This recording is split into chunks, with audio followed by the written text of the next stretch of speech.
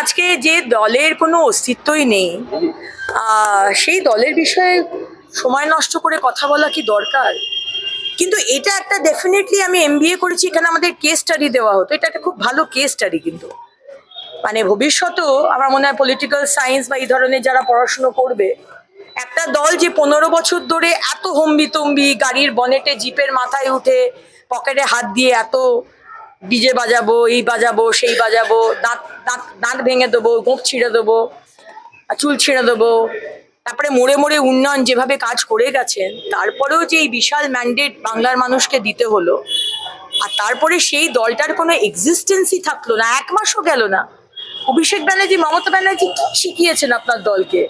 যাদের হাত ধরে দলে এনেছিলেন তারা আজকে এইভাবে মানে বিক্ষোভ জানাচ্ছে, বিরোধিতা করছে।